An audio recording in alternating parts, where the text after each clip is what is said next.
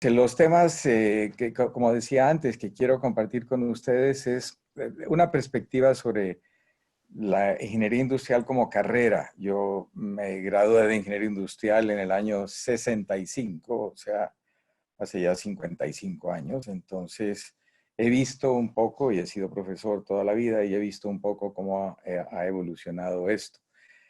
Parte de esa evolución ha sido llegar a una cierta versatilidad del ingeniero industrial que lo hace poder ocuparse de muchas diferentes cosas y sobre todo la conveniencia de una formación gerencial más allá de puramente técnica, la importancia del desarrollo de habilidades personales y el trabajo con personas de diferente cultura, diferentes que nosotros, con valores, actitudes, comportamientos, costumbres diferentes, diferencias y semejanzas entre los países latinoamericanos y ver cuántos grupos culturales hay en el mundo.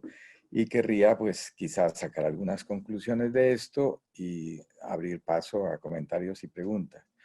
Como ven, es posiblemente un temario bastante amplio. Inicialmente habíamos restringido esta presentación a una audiencia colombiana, pero ha habido muchísimas más opciones en otros países. Bien, la ingeniería industrial en Colombia y yo creo que en el mundo en general, hasta donde yo tengo conocimiento, pues arrancó con un énfasis como jefe de producción en una planta industrial y en eso temas como tiempos y movimientos, que en América Latina fue algo en los años 50, en los años 60 que empezó a utilizarse. En los 60 nos llegó las teorías X y las teorías Y de MacGregor. Algunos de ustedes recordarán esa diferencia entre una manera de trabajar más basada en la autoridad y una manera de trabajar más basado en la colaboración, en el empoderamiento, en una relación y en un tipo de jefe muy diferente. Estudiábamos en toda esa época relaciones industriales, sindicalismo, etcétera. Diseño de planta era otra materia muy importante, como cuáles eran las técnicas, cuáles eran las maneras de hacerlo. El tema de seguridad industrial, muy importante, era desde un punto de vista humano y demás, y en el cual pues se hizo bastante énfasis. Y cada vez más fueron entrando en los temas de liderazgo.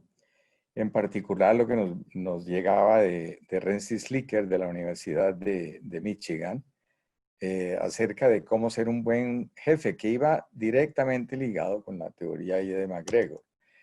En esta época trabajábamos en psicología y sociología industrial, en entender, decir, un jefe de planta, un jefe de producción, trabaja con la gente, trabaja con grupos, ¿no? Y depende mucho para su éxito de tener esa capacidad. Pues eso fue como la primera etapa, ¿no?, de la ingeniería industrial. Después pasamos a otras etapas en donde, a pesar de que en la anterior todo esto utilizaba matemáticas, utilizaba estadística y todo lo demás, hubo un desarrollo notable de modelos estadísticos y matemáticos, de control de calidad, y empezó mucho más desde programación lineal, etcétera. Empezó además a abrirse el campo de la ingeniería industrial hacia servicios. Ya no era solamente empresas industriales, sino también en entidades de servicios, pues se aplicaban las mismas técnicas y utilizaban las mismas cosas. Poco a poco fuimos evolucionando hacia que entrara ya de lleno el componente administrativo. Es decir, entender las finanzas, entender el flujo de caja, entender, ¿no?, el tema de los mercados, el tema del impacto de la empresa en la sociedad, sistemas, robótica, todo esto que en los años 60, 70 se fue desarrollando en todo el mundo y empezó a ser un componente importante de la ingeniería industrial. Una cosa que me gusta resaltar es que en los ingenieros industriales no asumimos mucho la racionalidad del ser humano como los economistas, ¿no? Los economistas duraron tantos años partiendo de la base de que el Homo economicus era alguien totalmente racional, algo que ya sabemos es equivocado y bueno. En ingeniería industrial nosotros trabajamos con la gente directamente, con la gente en la planta, ¿no? Y esto nos hacía entender el ser humano no meramente como un ser racional y utilitario y demás, sino además un ser con su psicología y con sus decisiones y sus contradicciones y con todo lo demás. Y eso me parece importante. Lo que sí digo, creo que hemos tenido como profesión, como carrera, es el pragmatismo, ¿no? Obtener resultados, resolver problemas, esa capacidad de resolver problemas. Eh, y esto, claro, cada vez más nos llevó a incluir dentro de la ingeniería industrial una formación gerencial que era no meramente las técnicas para hacer un flujo de caja, las técnicas para hacer una investigación de mercado, las técnicas, sino mucho en actitudes, en comportamientos, en acciones, en manera de enfrentar el problema, de resolver los problemas. Eh, para el desarrollo de habilidades hay una cosa muy importante, que es que el secreto no es tanto conocer las técnicas y saber las respuestas. El secreto realmente está en saber hacer las preguntas. Esto es muy interesante. Esto, por ejemplo, en otras profesiones, como la medicina, a partir de los años 80, a los médicos se les empezó a plantear, en esto Harvard fue la escuela de medicina de Harvard, fue una pionera, ¿no? Lo que uno necesita formar en la gente es la capacidad de hacer la pregunta, de hacer las preguntas correctas, y no tanto pretender que ya tiene las respuestas, porque además a la tasa que cambia toda la tecnología, pues esto es innecesario. Y vino un concepto de inteligencia diferente del que siempre se dio. Yo recuerdo cuando estudié psicología social, como parte de mi doctorado, de los 4 años del doctorado, hice un máster en psicología social. Una de las cosas que aprendíamos era lo de inteligencia y cómo medir cosas y cómo medir inteligencia. Y la gran crítica en esa época de nosotros, los estudiantes, era, pero esto es un poco estático, o sea, ¿qué quiere decir inteligencia? ¿Qué es inteligencia? Y era una pregunta, ¿no? Sí, claro, con el cociente de inteligencia, todo lo que es inteligencia es la capacidad de raciocinio, la habilidad verbal y una cierta lógica, ¿verdad? Pero cada vez más uno decía, pero hay otros elementos de la inteligencia, ¿cómo así que un gran músico no es inteligente? ¿No? O una persona que se lleva muy bien con los demás no tendría inteligencia. Y fue interesante, unos años más tarde surgió toda la teoría de las 14 inteligencias y las 10 inteligencias y demás y tal. Y en el fondo, esa capacidad de solución de problemas, esa capacidad de resolver problemas es lo que hoy en día se entiende por inteligencia. En cualquier campo, ¿no? Es decir, un músico es inteligente si es capaz de resolver problemas de contrapunto y armonía y tal, de una manera adecuada. Ahora, en este formación de habilidades interpersonales, de solución, de capacidad de solución de problemas, de desarrollar la inteligencia, el método es lo fundamental.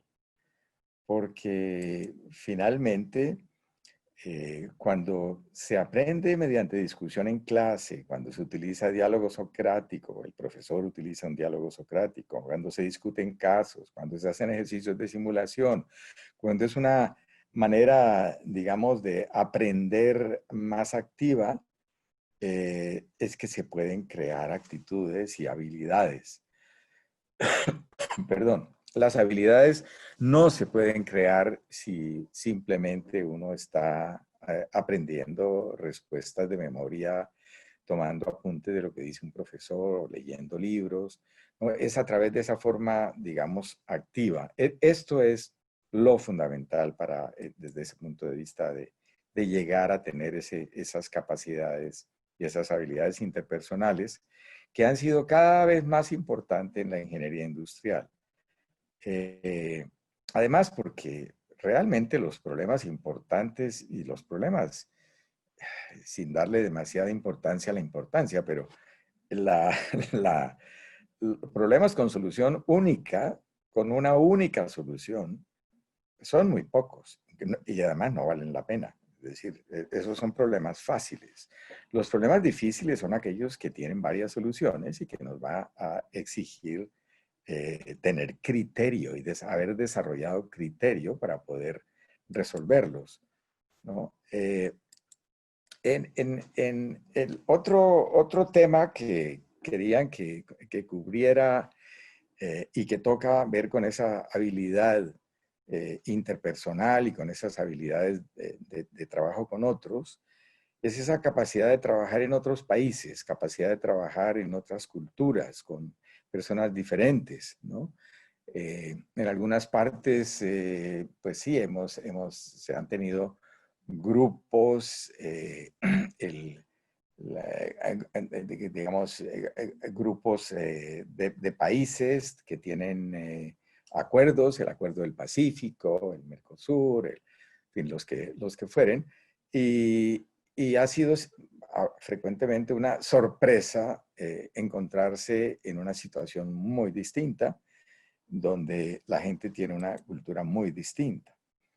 Entonces, aquí es una pregunta, ¿no? Si es realmente verdad que cada país tiene una cultura completamente distinta de otras, y entonces esto implicaría que tendríamos que estar preparados para cada país de manera muy concreta, ¿no? O qué tanto hay de semejanzas culturales, qué tanto hay de grupos culturales en el mundo, qué tanto hay de clusters, ¿no? De conjuntos de países que comparten buena parte de la cultura. Eh, el tema de estudiar culturas, hemos dado una buena vuelta, ¿no? Es decir, de entender las culturas por los relatos de viajeros, ¿no? El extranjero que va y cuenta cómo es de rara esta gente que está allá, ¿no? A ensayos antropológicos en los cuales se utiliza particularmente la técnica de observación participante. Uno participa de las culturas, de sus ritos, de sus costumbres, de las cosas, pero tiene suficiente capacidad para observar aquello que está haciendo y va tomando nota y lleva su diario de campo y todo lo demás, que es lo que hacen los antropólogos, han hecho los antropólogos. Y en los últimos años estamos ya en las técnicas estadísticas para medir culturas, comportamientos, actitudes, etcétera, y entonces hacer a través de análisis estadístico estudio de culturas y de diferencias culturales. Perdonen. ¿Qué es cultura? ¿Qué entendemos por cultura? ¿Qué entienden ustedes por cultura? De qué estamos hablando? Cultura en realidad son costumbres, acciones, actitudes, expectativas, ¿sí? Que son compartidas en una región, en un país, por un grupo de gente, y que además es la expectativa, es decir, todo el mundo acepta que así es como se actúa normalmente y eso es lo que se hace, y hay una expectativa de que el otro haga lo mismo. Dicen que un pez sería el último ser en descubrir la existencia del agua. Y en ese sentido, la cultura es como el agua para el pez. Solamente si el pobre pez sale del agua, se da cuenta que existía el agua. Antes de eso no se había dado cuenta que existía. Y eso nos pasa con la cultura. Uno solo se da cuenta que tiene una cultura cuando sale de la cultura y descubre que hay otras, y hay otras maneras de actuar, y hay otras formas, y hay sorpresas, ¿no? Por eso la riqueza enorme que tiene el experimentar con diferentes culturas. Si en el país, en el mundo hay 200 países, tendremos entonces que estudiarnos 200 culturas para ver cómo puede uno ir a un país o al otro, o hay conjuntos culturales que comparten algunas cosas. Efectivamente, habrá una docena de culturas en el mundo. Lo que ustedes tienen aquí al frente, perdón, lo que ustedes tienen al frente es una, bueno, no me quedó muy bien perdón, no me quedó demasiado bien. A ver, perdónenme. Vamos a ver si logro organizarlo mejor. Eh, a ver, perdón. A ver si logro que aparezcan. No, no aparecen. Bueno, lo siento mucho. Bueno, estos son los 5 estudios más importantes que se han hecho. El primero es el estudio de Ronen y Shankar. Es un estudio donde ellos recopilan otros estudios y hacen mediante técnicas estadísticas una agrupación y dicen, en el mundo hay básicamente estas culturas, la cultura latinoeuropea, la cultura nórdica de los países del norte de Europa, los países germánicos, los países anglosajones, los países latinoamericanos, el cercano oriente, el lejano oriente y la cultura árabe. Esto es lo que encuentran Ronen y Shankar. Ellos dejan por fuera algunos países grandes, dejan por fuera Japón, dicen es una cultura un poco diferente, dejan por fuera, Brasil también, después unen a Brasil con el resto. Otro estudio muy importante que vino después fue el estudio el World Value Survey, la encuesta de valores del mundo, que lo hace el liderazgo, lo toma Engelhardt, y siguen haciendo, lo hacen cada 10 años, lo hacen cada 5 años, ¿no? Ya les mostraré una lámina sobre el último estudio de hace unos 4 años, en donde dice las culturas del mundo son la cultura de Europa católica, la cultura de norte de Europa, de Norteamérica, la cultura de los que hablan inglés, y aquí empezó a aparecer ese grupo cultural muy curioso, porque está en todos los continentes, dispersos por todas partes. Dentro de esos están los ingleses y los de la Gran Bretaña, y está Sudáfrica, y está Australia, Nueva Zelanda, está Estados Unidos, está Canadá que habla inglés, en fin, muy dispersa por todo el mundo y encontrándose a través de estos estudios estadísticos el mismo comportamiento, el mismo valor. Latinoamérica es otra cultura encontrada en esto. Después la Europa del Este, el sur del Asia, y hay un grupo que son el Asia de Confucio. El Asia de Confucio, que básicamente con la influencia confuciana, pues son China, Japón, Corea, Singapur estaría en ese grupo, Taiwán estaría en ese grupo, en fin. Y encuentra África como un grupo pues, más o menos global. Hay otro estudio que es el estudio de Hofstede. Hofstede encuentra que es el investigador más citado de estudios.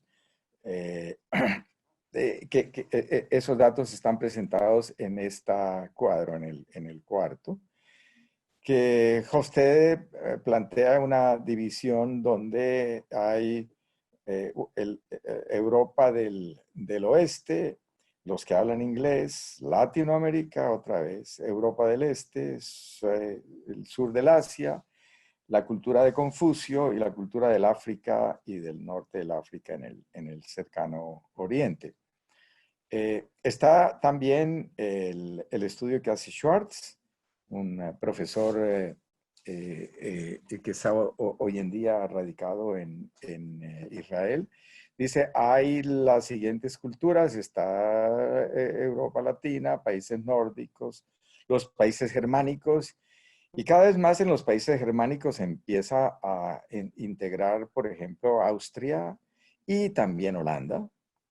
Los países anglos, Latinoamérica otra vez, el lejano oriente, el cercano oriente. Bien, y finalmente está el estudio Globe. En el estudio Globe yo fui parte de eso, estuve liderando la metodología cualitativa del estudio y estuve también organizando un poco los países, los 10 países latinoamericanos que participamos, y volvieron a encontrarse más o menos los mismos grupos, los mismos clústeres, mediante análisis estadístico de esos 62 países. En otras palabras, claramente una de las cosas que más llama la atención de todos estos estudios es que a lo largo de 40 años, más o menos de estudios, ustedes ven, Latinoamérica representa un conjunto de países con valores semejantes. Y lo mismo, los angloparlantes representan un conjunto con valores semejantes. Hay bastante similitud con los países germánicos, la Europa latina o la Europa católica, como la quieran llamar. Confucio también es claramente un grupo. Los países árabes y del cercano oriente también son un grupo con una cultura un poco distinta. Miren, por ejemplo, este es un cuadro muy interesante que hace el estudio de Ingelhardt con el apoyo de Wenzel y lo publican el estudio del año 2015. Ustedes ven aquí los grupos culturales del mundo basados en dos dimensiones. Una dimensión es esencialmente la dimensión de sobrevivir o bienestar, ya llegar a una etapa de bienestar, es decir, de menos recursos a una sociedades donde hay muchos recursos. Y por otro lado, la capacidad de autoexpresión de los valores, que también tenía que ver con la autoridad, si la autoridad es tradicional aquí abajo o si la autoridad es secular, digámoslo, ¿no? Valores religiosos más o menos importantes, etc. Y ven ustedes, hay 9 grandes grupos del mundo. Aquí tenemos los países africanos e islámicos, por aquí está Latinoamérica, aquí está el sur del Asia, Europa católica por este lado, los países de religión ortodoxa, los países bálticos, aquí están los países donde Confucio es muy importante, la filosofía confuciana, los países protestantes de Europa, los países angloparlantes, en fin, y aquí está la Europa católica. Y hay un movimiento, digamos, en esta dirección de desarrollo económico, ¿no? En el cual ha habido pues como que mayor desarrollo económico en estos países con estos valores, es decir, la relación entre valores y desarrollo económico es bastante clara. Bueno, me gustaría en este momento mencionar las importancia y las diferencias de variables culturales y precisar un poco en qué es lo que es, cómo somos en América Latina. Eh, las variables culturales que diferencian a las culturas del mundo, por un lado está lo que se llama contexto comunicativo. Cuando usted habla con la gente, cuando usted se comunica con la gente, la pregunta es, ¿qué tan importante es el contexto? o si usted simplemente se comunica por palabras y la palabra es todo lo que importa. El contexto, ¿qué quiere decir? El tono en que uno habla, la forma en que lo habla, a quién lo dice, en dónde lo dice, a quién se lo dice, o sea, cosas que están alrededor del mensaje mismo. Entonces, las culturas de alto contexto son las culturas en las cuales el contexto es muy importante. Y entonces uno realmente no puede entender a una cultura de alto contexto si eh, eh, no puede entenderla si no tiene esas antenas muy puestas de qué significa, ¿no? Cuando hacen un gesto, cuando hablan de cierta manera. Entonces, hay que leer un poco entre líneas. La comunicación es mucho más ambigua. Eh, Latinoamérica claramente es de alto contexto. Y los otros países, Alemania, Holanda, Estados Unidos, suelen ser de bajo contexto. O sea, la gente no dice cosas ambiguas entre líneas para darle a entender a uno, sino que lo dice directamente, ¿no? Y esto lo dice directamente en palabras. Las palabras son las que cuentan. La comunicación escrita, además, es mucho más importante que la verbal. Yo recuerdo alguna vez una experiencia que me narra mi hermano. Mi hermano es un cultivador de flores que exporta a diversos países y alguna vez tenía un cliente holandés, que es cultura germánica de bajo contexto.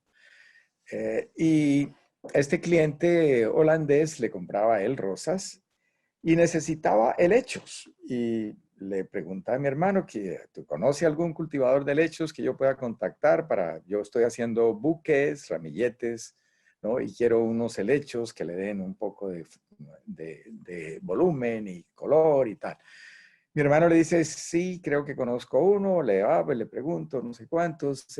Mi hermano le pregunta al cultivador de helechos y tal, y él le dice, sí, sí, yo hablo con este señor, claro. Y en ese momento mi hermano se da cuenta que quien cultiva los helechos no habla muy bien el inglés y el holandés no habla muy bien el español. Entonces le toca a él servir de intermediario entre los dos. Los llevan a conocer, el holandés queda fascinado con el cultivo de los helechos y tal, y le hace directamente ¿no? En inglés, ¿no? Y mi hermano le sirve de traductor, le hace una propuesta. Mire, usted todos los días miércoles envía un contenedor con esta cantidad fija. Al recibirlas yo el día jueves, compruebo que todo está bien y a más tardar el viernes que deposito, consigno en su cuenta el valor al precio que esté en el mercado internacional, en el website tal o tal o tal y tal. Esa es mi propuesta. Todos los miércoles de los 52 del año, usted me envía la misma cantidad. Mi hermano le traduce y ustedes saben que el cultivo de los helechos es un cultivo, perdón, los cultivos no producen como una fábrica, ¿no? Al mismo tamaño, la producción todo el año, todos los días. Y el cultivador de helechos mira hacia abajo, dice todos los miércoles del año. Sí, yo creo que sí. Mi hermano dice, ¿qué estaba diciendo él?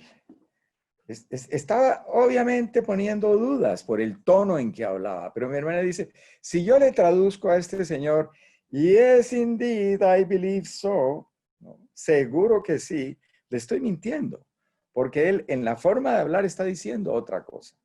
Entonces mi hermana dice, yo le dije al holandés que haría lo que pudiera, pero que podría haber problemas en algunas semanas, tal, tal, tal y tal. Esta es la diferencia de alto contexto o bajo contexto. Si es importante lo que se dice o si hay otros contextos. Uno de los problemas que tenemos los latinoamericanos es precisamente que al ser cultura de alto contexto somos amigos y los demás no nos entienden muy bien y puede haber toda clase de malentendidos culturales. Otro tema de diferencia cultural es el tiempo, y en el tiempo hay tres dimensiones. Hay una dimensión que es la puntualidad. Hay países puntuales, ¿no? En Alemania ser puntuales, llegar 5 minutos antes. En el Japón ser puntuales, llegar 10 minutos antes.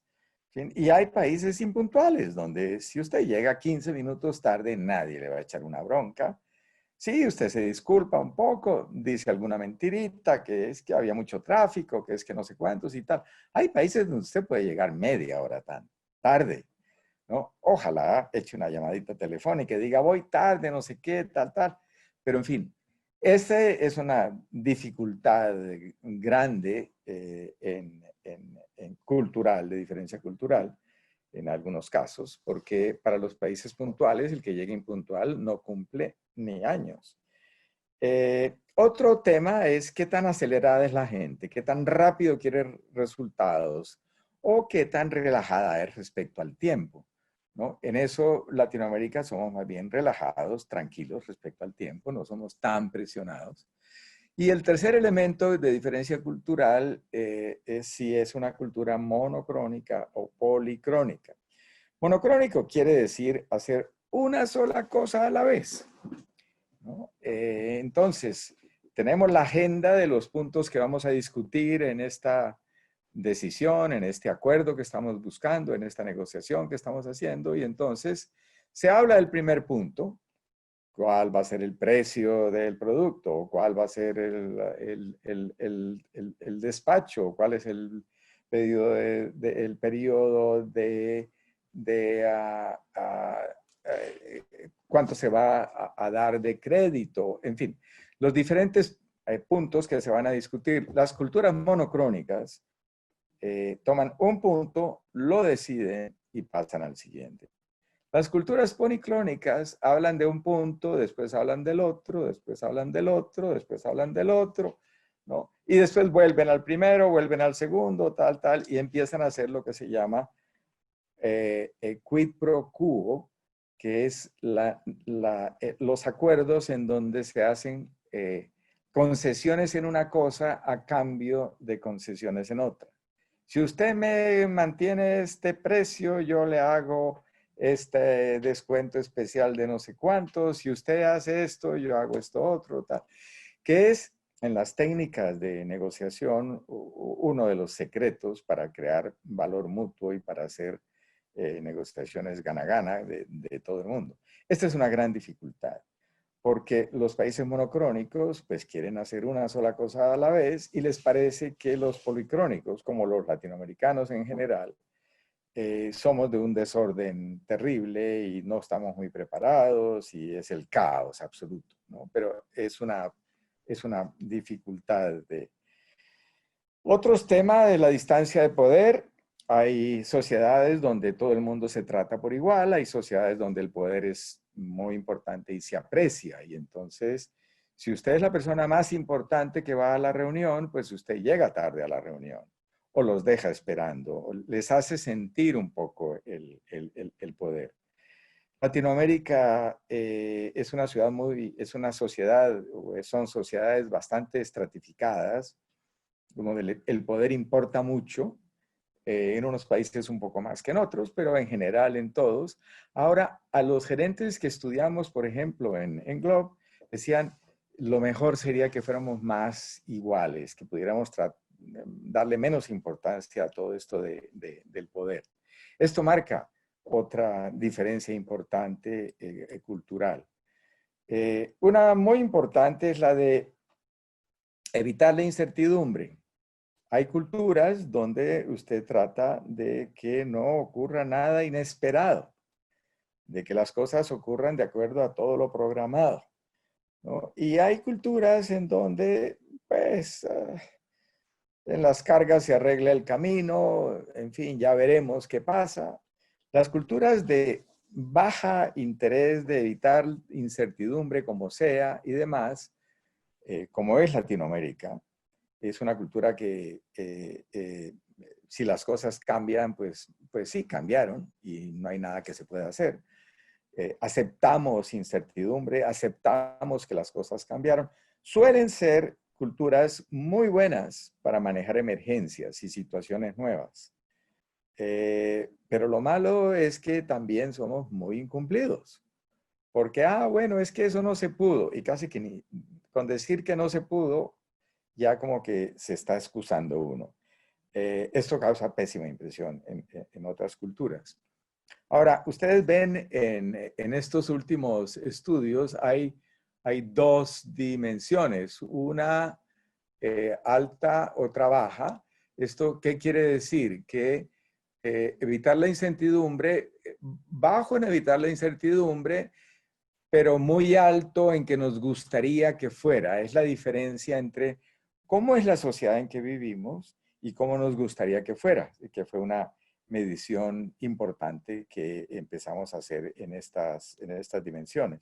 Entonces, hay sociedades donde, como decía antes, la distancia de poder puede ser alta, pero nos gustaría que fuera baja, o evitar la incertidumbre es baja y nos gustaría que fuera alta o media en España.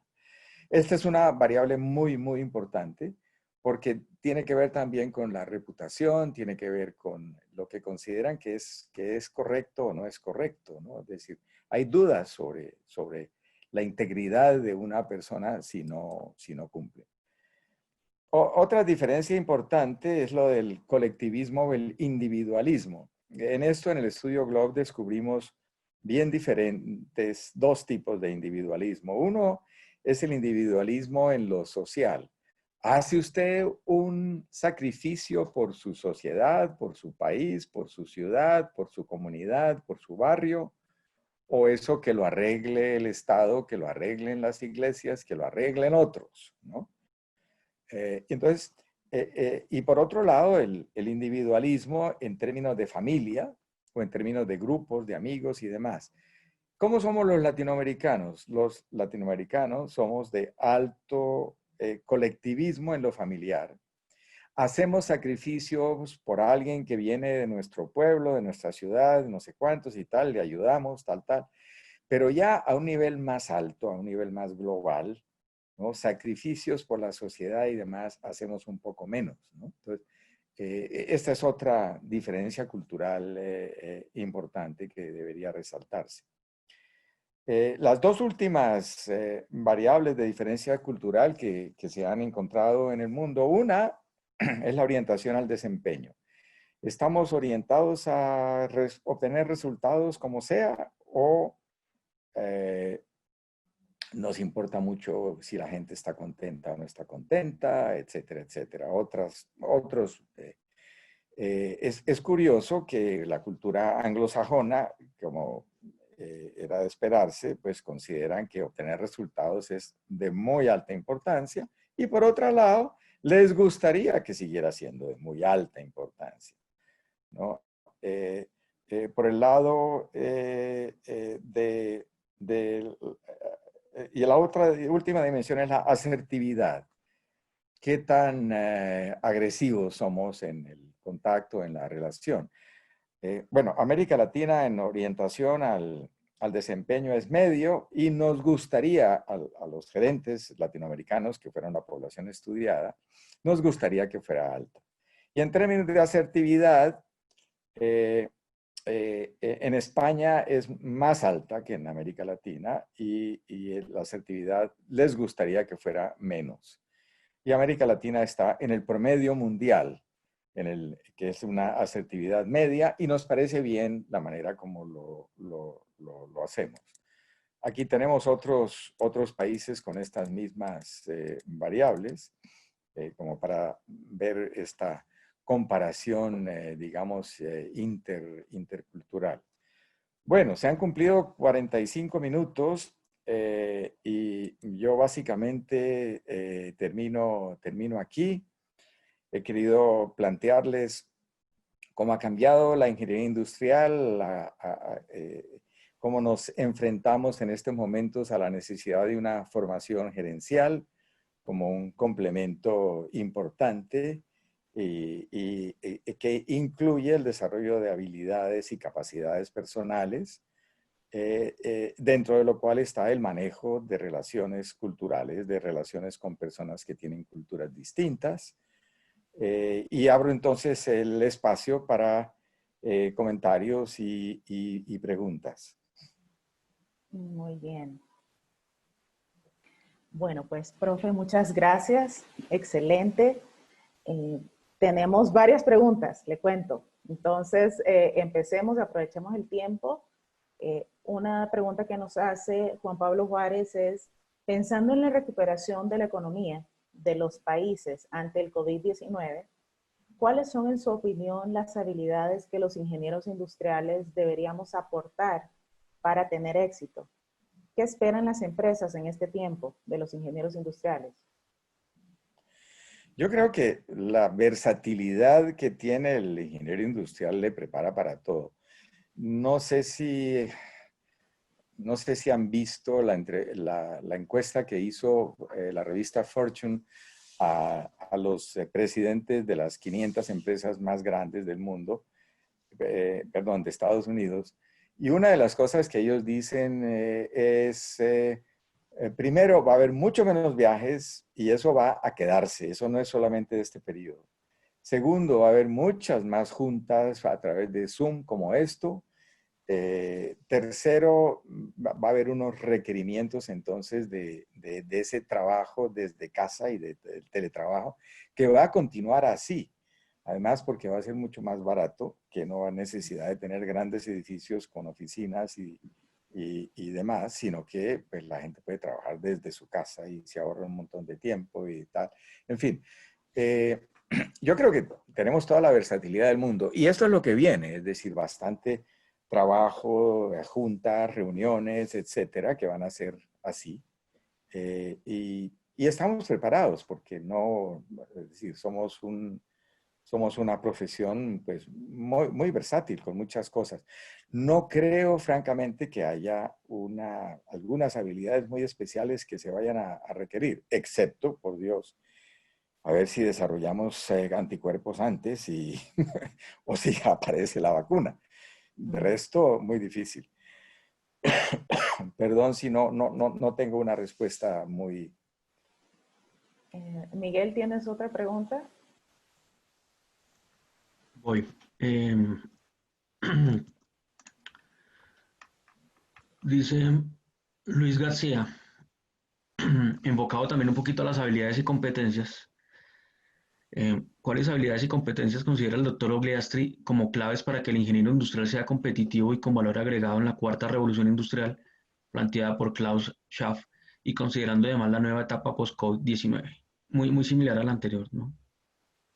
Sí, no creo que haya una habilidad muy especial. O sea, depende mucho también de en qué momento de la carrera esté uno. Si ustedes piensan que al principio de la carrera, cuando uno está recién graduado, los primeros 10, 15 años, lo más importante son capacidades técnicas, es decir, saber resolver los problemas con unas técnicas que se han estado aprendiendo. En una segunda etapa de la carrera, que es la política, en la cual lo más importante es vivir en la organización, saber manejar conflictos, no echarse enemigos, ¿no? Decidir, resolver, negociar, acordar, seguir adelante. Pues esa es una habilidad de negociación fundamental, digamos, en esa otra etapa de la carrera. ¿No? Repito, depende mucho en qué etapa de la carrera esté uno. En una tercera etapa de la carrera es habilidad interpersonal, ya cuando estás a lo mejor a un nivel de vicepresidente de una empresa o presidente de una empresa, esa capacidad interpersonal es la que se vuelve central. Y dentro de eso está el ser capaz de escuchar, de oír abajo, ¿sí? De bajar 2, 3 niveles de la organización y escuchar lo que te dicen los jóvenes y los técnicos. Es decir, la tasa, como en los textos citados, la tasa de cambio tecnológico es tan alta que nadie en esta fase de la carrera, 5 años después de graduado, empieza ya uno a sentirse obsoleto. Y entonces en esos momentos el empoderar, el saber escuchar, el darle piso, darle poder a la gente más joven es fundamental si quieres tener mucho éxito y desempeñarte bien. Ahora, todo esto, dado lo que he dicho, ¿no? Esa versatilidad del ingeniero industrial, yo creo que no es para temer, no es para temerlo. Pero sí hay esas diferencias dependiendo de en qué etapa de la carrera estás, de qué edad tienes, de qué, es decir, en qué fase estás. Ok. Pregunta Manuel Botero, ¿qué diferencia en su práctica concretamente a un ingeniero industrial de otras profesiones? Porque se dice que hace de todo, pero nada en profundidad. Y eso también va en relación con otra pregunta que nos hacían por el chat, sobre la diferencia de la ingeniería industrial como carrera de otros tipos de ingeniería, ingeniería en administración, eh, etcétera. Sí. Gracias por la pregunta, Manuel. Yo diría que no hay grandes diferencias, que le llamen ingeniería administrativa, que le llamen ingeniería comercial, como en Chile, que le llamen, o que le llamen ingeniería industrial. Eh, no, es decir, lo que importa es esa formación que tiene las dos cosas, ¿no? Un caballo en las ciencias sociales, en las ciencias humanas, y otra pata puesta cabalgando en las ciencias exactas, ¿no? Y no tenerle uno ningún temor a ninguna de las dos cosas, ¿no? Y ser capaz de poder hacerlo y poder actuar en las dos dimensiones. Yo sí creo, que es decir, el éxito en cualquier caso no está en saber hacer muchas cosas regular, ¿no? Yo creo que mucho del éxito, sobre todo, digamos, en empresas y demás, depende de conocer el negocio, de conocer la actividad, de conocer el sector en que te mueves. Y eso implica una cierta especialización. Y si empiezas a trabajar en determinados temas, tienes que ir al fondo en ese tema. Yo lo que he dicho es que estamos preparados para poder meternos a fondo en cualquier cosa prácticamente. Y eso es lo bonito, pienso, de esta profesión, que es que te prepara de verdad para hacer las cosas más variadas, ¿no?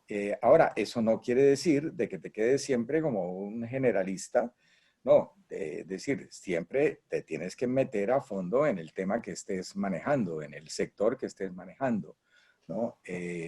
Porque es fundamental para tener éxito. El conocimiento del sector, el conocimiento del negocio, el conocimiento a fondo de los temas, ¿no? Lo que digo es que es fácil si has tenido una buena formación, como creo que es una formación, pues sí, muy especial y, eh, pues a mi juicio, de lo mejor que se puede tener. Veo que faltan 5 minutos. Eh, Tengo a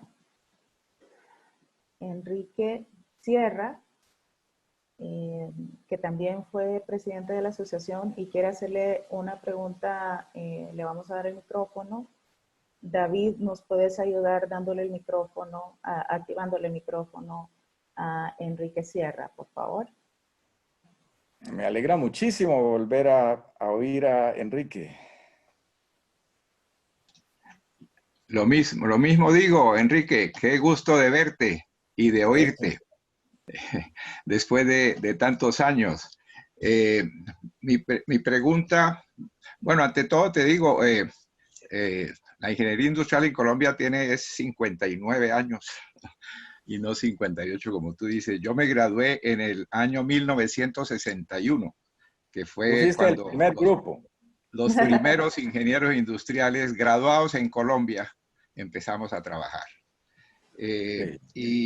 Por diversos motivos, pues mi desarrollo profesional, mi carrera profesional me ha llevado a tener que visitar más de 100 países. Así que mucho de lo que tú has dicho de las culturas, etcétera, lo he podido apreciar de manera directa, ¿no?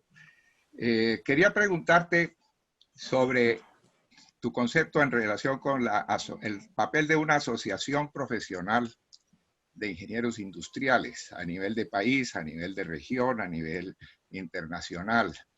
¿Te parece importante?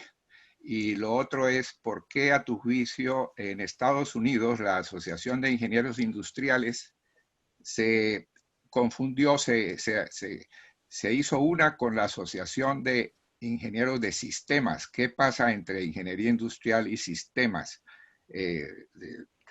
¿Están tan íntimamente ligados más que con la administración, más que con otras áreas? Lo mismo quisiera, tu opinión sobre los posgrados. ¿Hay necesidad del máster? ¿Hay necesidad del doctorado? ¿En qué direcciones? Bueno, muchas gracias, Enrique. Qué gusto haberte escuchado. Gracias, Enrique. Bueno, empiezo con la última. El doctorado solo le sirve a quien quiera ser académico, quiera hacer investigación, quiera ser profesor. Algunos consultores les puede servir también porque les da más credibilidad, etcétera. Pero realmente, si se trata del trabajo de la práctica del ingeniero industrial, para mí el MBA, el máster en administración de empresas o algún máster especializado en algún tema, ¿no? Ahora están tan especializados. Sí, bueno, sistemas es que ya hoy en día lo está cubriendo todo, ¿no? Y mucho de lo que se hace, yo no tenía noticia de que en Estados Unidos hubieran fundido ingeniería de sistemas e ingeniería industrial. No tenía noticia de eso. Pero fíjate, por ejemplo, en otra tendencia grande en estos momentos, que es lo de datos y manejo de datos y gran big data que dicen, ¿no? En eso están entrando todos los industriales y todos los de sistemas y todo. Es decir, sistemas es que es una carrera también que tiene algo de esto, ¿no? Algo de paralelo, pero no de la misma manera que industrial, que tiene ese origen donde la gente es tan importante. Excelente. Bueno, profesor, muchas gracias. Vamos a hacer un pequeño aviso. Quiero comentarle a toda la audiencia y especialmente a la audiencia colombiana que el INCAE va a galardonar una beca parcial para estudiar el MBA, como bien decía el profesor, que es relevante en estos tiempos, para una beca parcial para estudiar el MBA en INCAE. Entonces, si quisieran tener más información acerca de los programas del INCAE, de los MBAs, o quieren conversar sobre su siguiente paso profesional, les recomiendo que entonces me manden un correo, pongan también su correo electrónico en el chat o en el Q&A, y con mucho gusto nos pondremos en contacto para concertar una conversación. Fue un placer tenerlos, muchas gracias. Ya llegamos justo a la hora. Sé que hay muchas otras preguntas, vamos a hacérselas llegar también al profesor y esperamos que puedan estar siempre atentos a las invitaciones que les haga el INCAE. Vamos a seguir trabajando con la Asociación Colombiana de Ingenieros Industriales para agregarle valor a los ingenieros industriales de Colombia y de la región latinoamericana y fuera. Les comento que se conectaron personas de más de 17 países, entonces excelente ha estado esta hora. Dejo también el espacio para que Miguel Ángel Ospina Usaquén, director de la asociación, pueda también dar sus palabras finales. Nada, muchas gracias a todos por la asistencia. Estamos pensando seguir haciendo este tipo de iniciativas y de proyectos en conjunto con organizaciones así como en el INCAE. Ya escucharon a Cecilia, se está ofreciendo una beca del 50% para cursar un estudio de maestría. Vamos a revisar el tema dentro de nuestros asociados y dentro de los futuros miembros que estén interesados. Para los que estén interesados en conocer un poquito la asociación, la página es www.asicolombia.com. www.suizaincanadá.org, como está aquí en la página, en el link de mi correo, está el acceso a mi correo. Agradecerles su asistencia y su participación. Hicieron realmente muy buenas preguntas. Lamentablemente, pues el tiempo es un poquito corto. Mm, Quiero agradecer a todos los asistentes, pues de los 17 países, y los voy a nombrar: Argentina, Costa Rica, El Salvador, Bolivia, México, Panamá, Nicaragua, República Dominicana, Perú, Paraguay, Ecuador, Chile, Guatemala, Honduras. Un saludo especial a nuestros compañeros en Suiza y en Canadá, y de Colombia, en Antioquia, Santander, Atlántico y Boyacá, quienes un poco más se conectaron a esta reunión. Que tengan un feliz día y muchas gracias por acompañarnos.